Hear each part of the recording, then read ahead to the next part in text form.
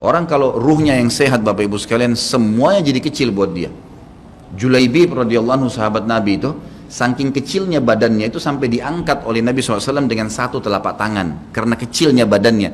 Tapi di perang ya Uhud dia bisa membunuh 7 orang kafir. Tidak ada hubungannya dengan kecil badannya, tapi ruhnya kuat, besar. Waktu Nabi SAW balik dari perang Uhud dan terkalahkan oleh orang-orang kafir Quraisy dengan hikmah Allah Subhanahu wa taala, semua sahabat waktu itu mati syahid 70 orang di Uhud, sisa 630 orang bersama Nabi SAW, semuanya terluka, dan minimal luka sahabat waktu itu minimal 7 luka, sabetan pedang, hantaman tombak, sobekan, pokoknya luka semua sahabat. Sampai ada sahabat sudah nggak bisa jalan karena kakinya sobek, punggungnya sobek, dinaikin di kuda, tiba di rumah tinggal dibaringin. Lihat bagaimana para sahabat mengetahui bagaimana hubungannya dengan Allah Subhanahu wa taala dengan ilmu yang sudah tertanam yang Nabi SAW tanamkan dalam hati mereka, bisa mengubah segala sesuatu. Subhanallah, tiba pulang menjelang maghrib ke kota Madinah, istirahatlah para sahabat ini, mereka lagi obatin obat luka mereka. Nabi SAW dapat wahyu menyuruh Nabi SAW dan para sahabat keluar mengejar Quraisy. Quraisy ini jumlahnya waktu itu ya 1.000 orang, maaf 3.000 orang pasukan Quraisy, yang terbunuh cuma sekian belas saja mereka. Dan mereka sudah merasa bangga dan pulang ke kota Madinah, pulang meninggalkan Madinah, karena Uhud itu dekat Madinah. Kemudian mereka bangga dengan itu. Keesokan paginya habis sholat subuh kata Nabi SAW, wahai sahabat-sahabatku, Allah Azza wa Jalla memerintahkan kita untuk mengejar Quraisy. Maka pulanglah masing-masing kalian di suku kalian, lalu motivasi siapapun yang ikut kemarin di Uhud, semua, mau sakit, mau enggak, mau luka, mau enggak, tapi ini luka semua nih, minimal punya 7 luka ya. Kita kadang-kadang mungkin kuku kita kecabut aja sudah susah ke masjid, ini sabetan pedang, sobek, rusak semua tubuh mereka. Dikatakan dalam riwayat sampai para sahabat ada yang tidak bisa ngomong karena sudah kesakitan yang luar biasa. Kata Nabi SAW, semua yang ikut di Uhud kemarin keluar lagi. 630 orang semua harus keluar. Bagaimana caranya? Pokoknya ngumpul keluar, perintah Allah. Coba bayangin, kita kadang-kadang habis olahraga saja capek, diajak keluar sama istri atau diajak keluar sama suami, kita sudah nggak mau keluar. Capek biasa olahraga. Atau mungkin penat, capek duduk di kantor mau istirahat. Ini habis perang, badannya disabet-sabet, diajak berperang lagi nih. Apa yang terjadi teman-teman sekalian? Pulanglah pimpinan-pimpinan suku sahabat ini, dimulai dengan Sa'ad bin Mu'adz radhiyallahu anhu, sahabat Nabi yang mulia, luar biasa ini. Orang ini pada saat meninggal, kata Nabi SAW, goncang arsy Allah dengan meninggalnya Sa'ad. Saat pulang ke kaumnya lalu berkata, wahai kaumku, sesungguhnya Nabi SAW menyuruh kalian untuk kembali menyerang Quraisy. Pada saat itu mereka lagi kumpul saling ngobatin luka, dan di depan mereka yang saling ngobatin luka itu adalah Usaid bin Khudair, sahabat Nabi yang mulia. Ini sahabat Nabi yang satu dari Aus ini, kalau membaca Al-Quran malaikat turun dari langit dengarin bacaannya, luar biasa. Lagi ngobatin lukanya sambil dia berkata, waktu dikatakan Nabi SAW menyuruh kalian mengejar Quraisy, kata Usaid bin Khudair lagi ngobatin lukanya, sami'na wa ata'na, kami dengar dan kami patuh, ditinggalin lukanya. Lalu seluruh suku itu saling nopang satu sama yang lain, mendatangi masjid Nabi SAW untuk ikut berperang lagi. Nggak ada satupun yang tinggal.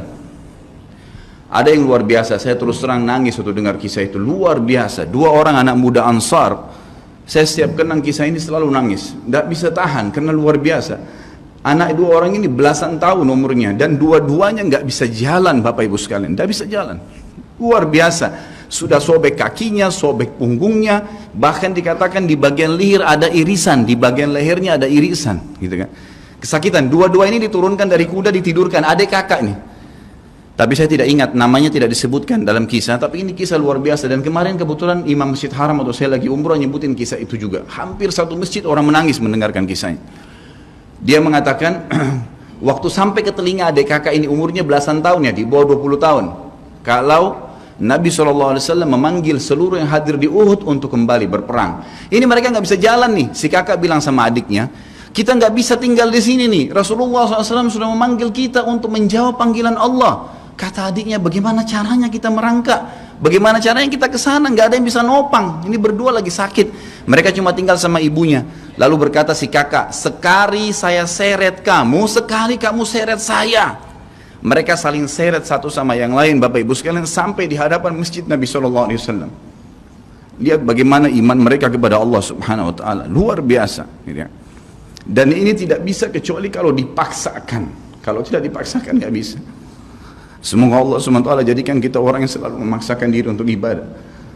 Karena kalau tidak, kita nggak paksakan, kita akan mati dalam keadaan konyol dan menyesal, karena tingkatan-tingkatan di surga akan hilang.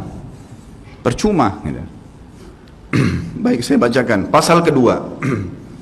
Adab terhadap Allah Subhanahu Wa Taala.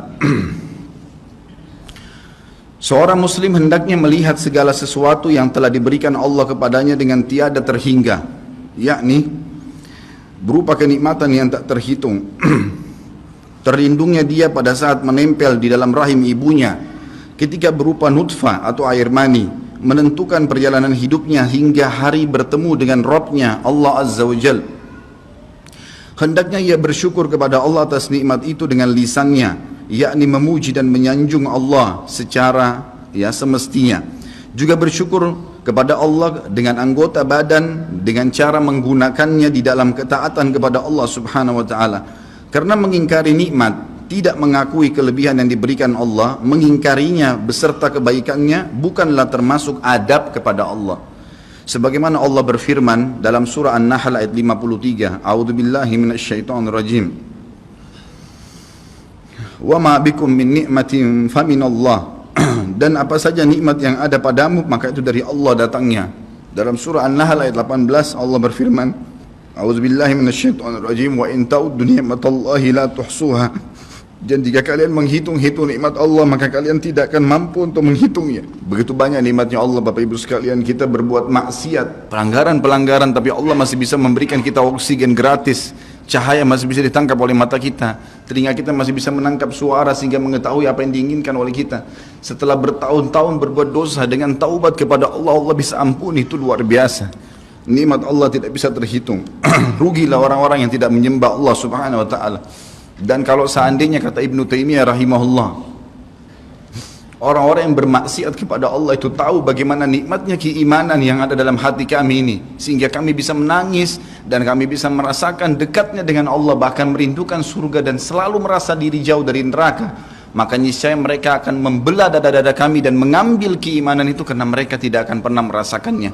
Keimanan akan membuat makanan sederhana menjadi mewah, tidur di tempat yang biasa akan menjadi nyaman, bahkan cobaan seberat apapun menjadi kecil buat kita, karena keimanan kepada Allah Subhanahu Wa Taala. Dan itu sebuah nikmat. Itu hanya bisa dirasakan kalau kita betul-betul memaksakan diri beribadah kepada Allah Subhanahu Wa Taala.